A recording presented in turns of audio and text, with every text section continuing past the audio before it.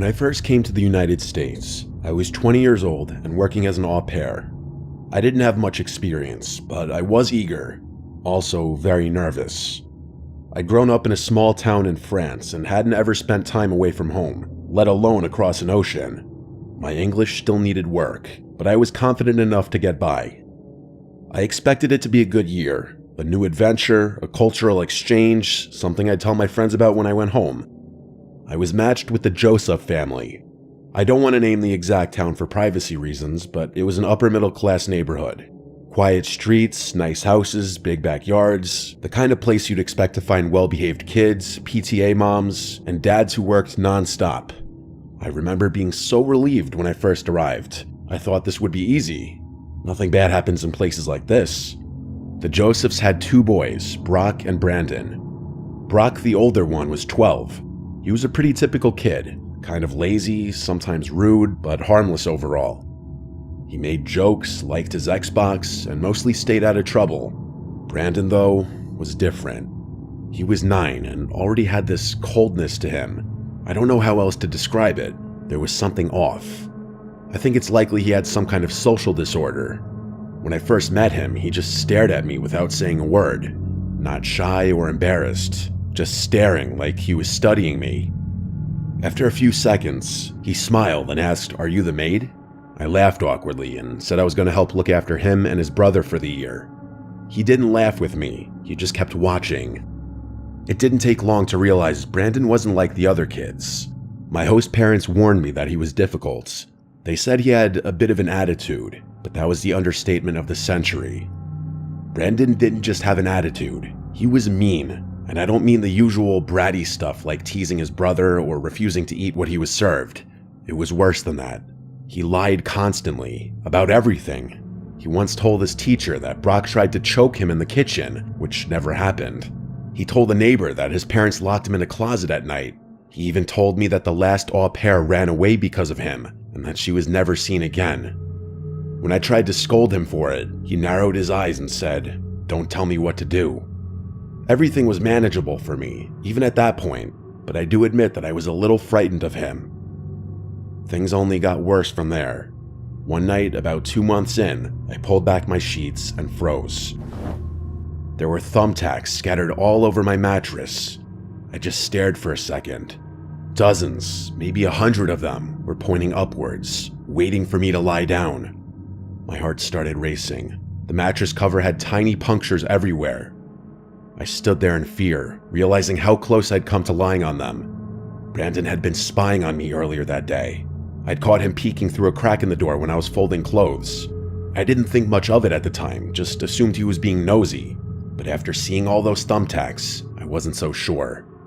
I was honestly so scared. I didn't want to tell his parents, afraid that they'd send me back to France, so I cleaned up the mess and kept it to myself. After that, things became more and more strange. Brandon started following me around the house. I'd catch him peeking around corners, watching me from the doorways. Sometimes when I was cooking or reading, I'd look up to find him sitting across the room, staring without blinking. I never said anything. I must admit, I tried to avoid him as much as I could out of fear. One afternoon, I was watering flowers in the garden when I smelled something off. A sharp, sour odor, like something rotting. I traced it to a corner of the yard where the soil looked freshly disturbed. I was curious, so I grabbed one of those little garden shovels and started poking at the soil.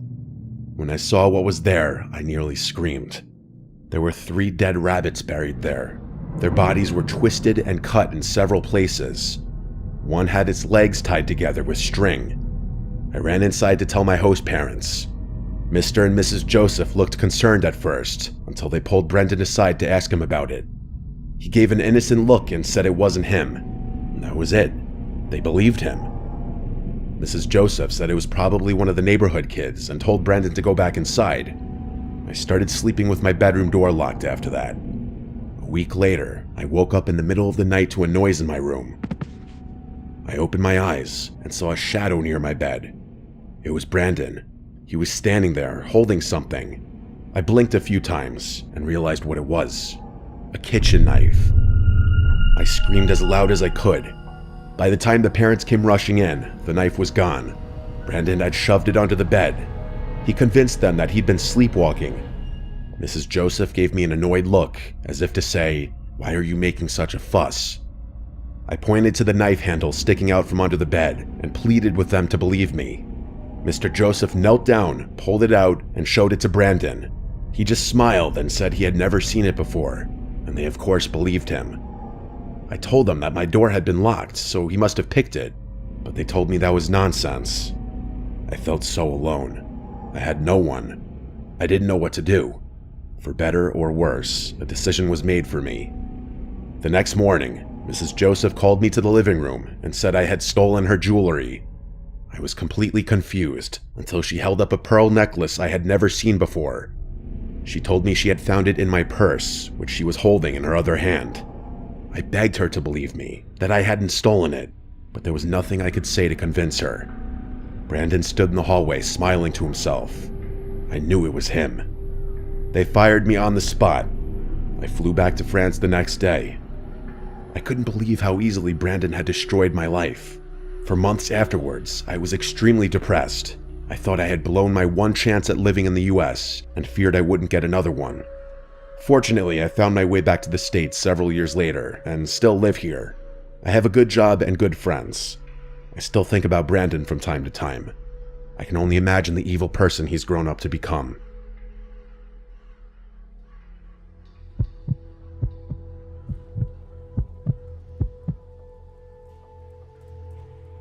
For most people, traveling alone is terrifying, and understandably so. For some reason, it's never bothered me all that much. I've always been quite independent and outgoing, so befriending new people comes naturally to me. It's probably one of the reasons I decided to become an au pair. Also, I've always wanted to become a child psychologist. In my opinion, one of the world's problems could be solved if children had better parenting and proper guidance. Beyond that, I've always wanted to experience America, so working as an au pair was something I seriously considered. I'm originally from Germany, from a tiny village outside Cologne. Most Americans have never heard of it, so when people ask where I'm from, I usually just say Germany. It's easier that way.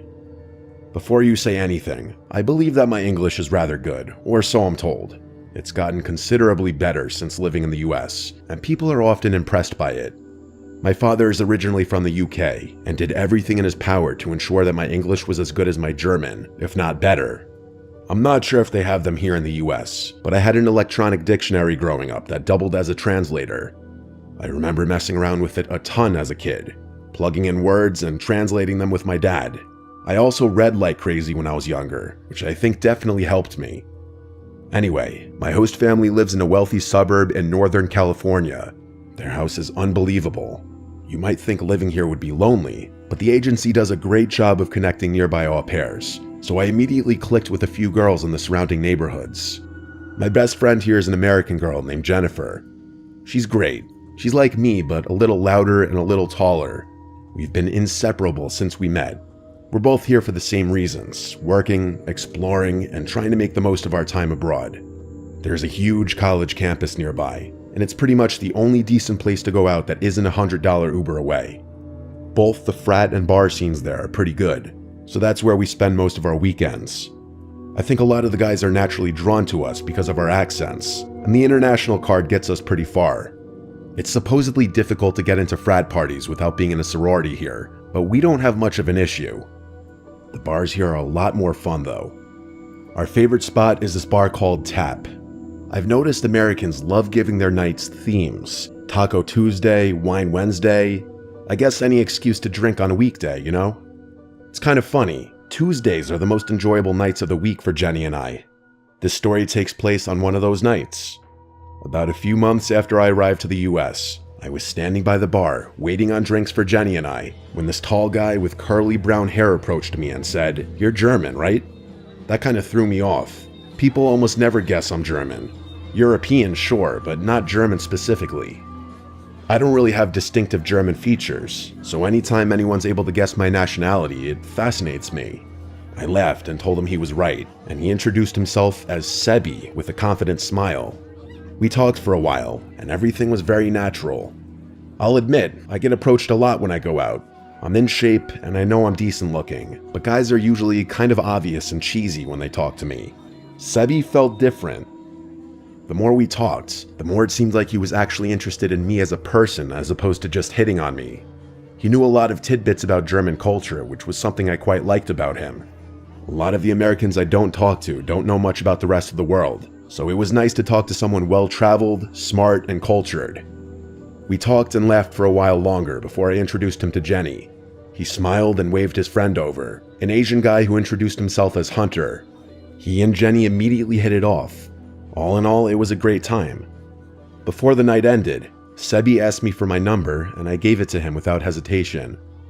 A few days later, Sebi invited me over for dinner. When I got to his place, I expected him to have dinner reservations ready or something, but instead, he was cooking a pasta dish for us in the kitchen. It was quite sweet. I ended up helping him prepare the meal, and he opened a bottle of wine for us. I had such a great time that I ended up sleeping over at his apartment. The next morning, I woke up and examined his room a little. Unlike most college apartments, it was quite clean. He didn't have any posters or typical decorations up, but rather a bunch of landscape pictures. His walls were covered with dozens of square photographs, all black and white. Castles, cities, countryside views, they all looked oddly familiar. I got up and looked at them a little more closely, realizing they all had locations printed on them. They were all from Germany, every single one with the exception of a picture of Monte Carlo, Monaco. Sebi had woken up by then, so I turned and asked him jokingly if he had a thing for German architecture. He laughed and told me about his dad's aerial photo collection, which he had picked some of his favorites from. I walked back towards his bed and realized there were some more pictures above his bed. My jaw literally dropped when I saw that one of the pictures was a landscape of my village, taken from above. The picture was like 20 minutes from my house. I told him this, and he got rather excited, telling me what a crazy coincidence that was. I was amazed. The odds of that were so slim. He then asked me a bunch of questions about my hometown, which I was happy to answer. Over the next few weeks, Sebi and I spent a lot of time together. I was working and he had class during the week, but we spent every weekend going out together, plus Tuesdays. Everything was great. He was a sweet guy and made sure I was comfortable and enjoying myself when we went out. He was also quite nice to my friends, which I appreciated. His friend Hunter turned out to be a little weird though. Every time someone would play Take It Off by Fisher, he would quite literally start stripping in front of Jenny. One night, Sebi got rather drunk, significantly drunker than usual. As he was walking me to his apartment, he was going on and on about how much he loved German women and how he always wanted a German wife. At one point, he said he always wanted to marry an au pair because foreign girls are great with kids. I brushed it off as some weird fantasy, but that was the first thing he did or said that didn't sit well with me. Obviously not a deal breaker though, he had been perfect up until then. But then came the first time he took me out to dinner. He took me to this Italian spot and told me he'd picked it because they had plenty of vegetarian options, which was sweet, but I never told him I was vegetarian. I gave him a little smile and playfully asked him how he knew I was vegetarian, and he told me he saw it in one of my Insta posts. That eased me for the rest of the dinner, but later when I was back home, I realized my only post mentioning it was from years ago, and I post a lot, so you'd have to scroll pretty far to get there, let alone pick up on the caption I had used. And that's not even mentioning the fact that all my posts are from a long time ago in Germany. The next time I stayed over, while Sebi was asleep, I unlocked his phone. I remembered his password. He hadn't exactly been careful about hiding it. What I found in there was sickening. There was a folder in his camera roll titled Wife, which contained screenshots of my social media dating back months. Posts, captions, tagged locations, even screenshots of old stories I didn't even remember posting. His notes app was even worse. There were English translations of my old posts in there, plus a rough schedule of when and where I'd go out based on my Instagram story posts. There was information in there about my hometown, about Germany, about things I liked, all based on my Instagram if you could believe it. But the worst thing I found in his phone was a photo of my driver's license. Everything hit me at once. The second night I had gone out in America, I had lost my wallet at a frat party which had my ID in it. That's how he found my Instagram. That's how he knew everything. Where I was from, what I liked, my birthday. None of it was chance. He had planned all of it. There was a long, graphic message that went into disgusting detail about what he wanted to do to me, which I don't want to talk about. I didn't know who the guy in those messages was. I couldn't stand to look at everything anymore, so I grabbed my stuff and slipped out of his apartment without making a sound. Regrettably, I didn't take any photos for evidence. The whole drive back to my host family's house, my hands were shaking. Germans take privacy seriously. I felt sick. My au pair profile was private, but my ID? He had my full name, and with that, I knew he could have found anything.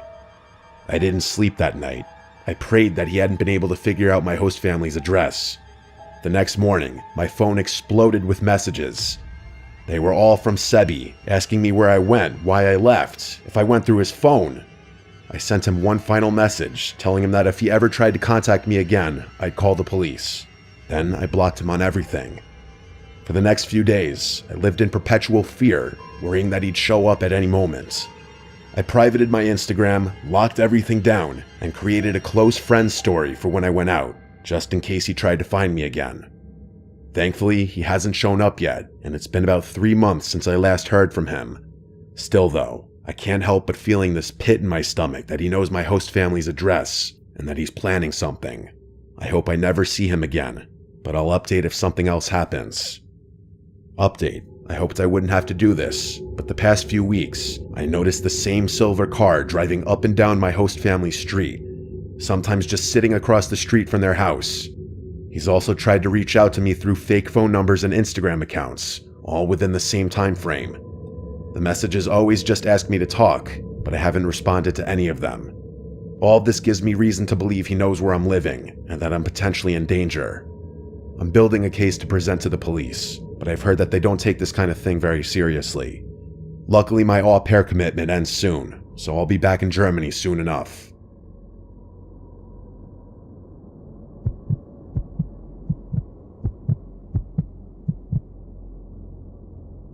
This happened a few years ago. I've always wanted to live in Europe, ever since I was a kid. It was my lifelong dream. More than anything though, I wanted to work with kids. I've always had a way with them, and I knew ever since I was little that I wouldn't be fully content with my life if my job didn't involve caring for or teaching kids in some capacity. So when I found out I could become an au pair in France, where I could use my French from high school and be part of a family, it felt like everything was falling into place. The decision wasn't easy. I'm from Canada, and the move was a big one, but France had favorable visa options for Canadians, and it was the perfect chance to improve my French, Canada's second language. Plus, I had a few friends in Paris, so I wouldn't be entirely alone there. Money, though, was a problem. I didn't have family support.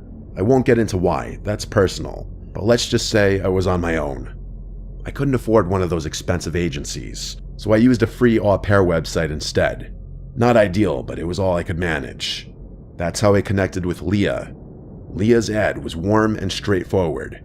She needed help with her 2 kids while her husband traveled for work. She seemed wonderful, very polite and very friendly. On our video calls, she was quick to call me chérie and ma belle, which felt different from home, but in a charming, motherly way. She asked a lot about me, how I was with kids, how I felt about family life, but didn't talk much about herself. Still, she felt genuine. I trusted her. The only thing that felt off was the kids. I asked to meet them on our calls more than once. Leah always had a reason why they couldn't join. One was napping, the other was at school, or they were on a playdate with a friend. She promised I'd meet them the second I arrived.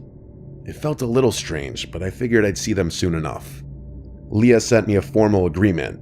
Everything looked proper, and we agreed on my start date. I booked my flight, packed my life into a suitcase, and said goodbye to Canada. When I landed at Charles de Gaulle, Leah wasn't there.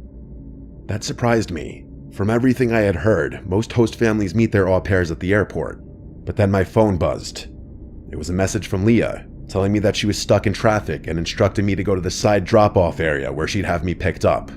I remember using Google Translate on her message because it sounded like she was going to have someone else pick me up, and I wanted to double-check. I was right, and that made me confused and a little unsettled. Despite that, I followed her instructions. A few minutes later, a car drove up, and a woman approached, late 40s maybe, with short blonde hair and a bright smile. She looked nothing like Leah. She introduced herself as Leah's cousin and said, "You must be Leah's au pair. She sent me to get you." I hesitated. Something felt off immediately. I asked her if I could talk to Leah and unlocked my phone. She told me that Leah was probably still driving and assured me that she'd be waiting for me at home. I called Leah anyway, and it went straight to voicemail. It didn't even ring. The woman kept telling me that I'd be fine with a huge smile on her face. I was confused, but also exhausted from the flight. And what was I supposed to do? Stand there in the airport forever? So I did what she said and got in the car. The woman kept the conversation going non-stop as we drove. She asked about my flight, my life in Canada, and if I was excited to start my new job. But when I tried to steer the conversation back to Leah or the children, she brushed it off, just said that I'd love them and that I'd see them soon. I started to feel worse and worse about the whole situation. She was too polished, too eager to keep me talking without actually answering anything. The scenery outside began to change. I had the address in Google Maps, and the route we were taking didn't match. We were heading away from the suburbs and into what looked like an industrial-type area. I started panicking. I felt like I was in the process of being abducted. I asked her directly where we were going, and she responded lightly, calling it a shortcut, again repeating that Leah was expecting us. I felt the blood drain from my face. I knew at that point that she was lying. I told her to take me back to the airport, but she didn't answer. I told her I'd call the police if she didn't take me back to the airport, and she told me to relax. But I wasn't letting up. No matter what I said, she just kept repeating herself about Leah and insisted that I was overreacting. The next time the car slowed down, I kicked the door open and jumped out onto the street. The woman didn't drive off. Instead, she kind of just looked at me like I was the one who was acting crazy. I called my mom, who told me to get away from the car, get somewhere safe, and call for help. As I was talking to my mom, I looked through the windshield and noticed the woman now on her phone, speaking rapidly in a language I didn't recognize. It wasn't French, and it definitely wasn't English. I couldn't shake the gut feeling that she was talking to Leah. There wasn't another car in sight, but under no circumstance was I getting back in that vehicle. Eventually, the driver's side door opened, and the woman took a step towards me. I screamed that I was on the phone with the police, and that actually got her to stop. Without saying another word, she went back to the car, threw my suitcase onto the road, and then sped off. I got the license plate as she drove away, but I was on the verge of tears with my mom still on the phone. I ended up hitchhiking to one of my friends' houses. I honestly don't know what I would have done without that option. My friend's family helped me report everything to the police, and eventually even agreed to help me with the fare back to Canada, which I was beyond grateful for. Eventually, they updated me on what the police informed them. Apparently, there was no registered au pair family by Leah's name. The number Leah used was prepaid and untraceable. All the photos of the children were taken from the internet. Everyone I talked to about this tells me the same thing. I was moments away from being trafficked. The worst part about that whole thing was that I wasted all that money on those plane tickets and traumatized myself permanently. Looking back, I know how lucky I am. I was moments away from something terrible, something I can barely let myself imagine. The whole situation was calculated from start to finish, and if I hadn't trusted my gut, I might not be here to tell the story. It took some time, but I eventually made my way back to France, this time through a verified agency. I'm hoping to eventually fulfill residency requirements and become a permanent citizen here.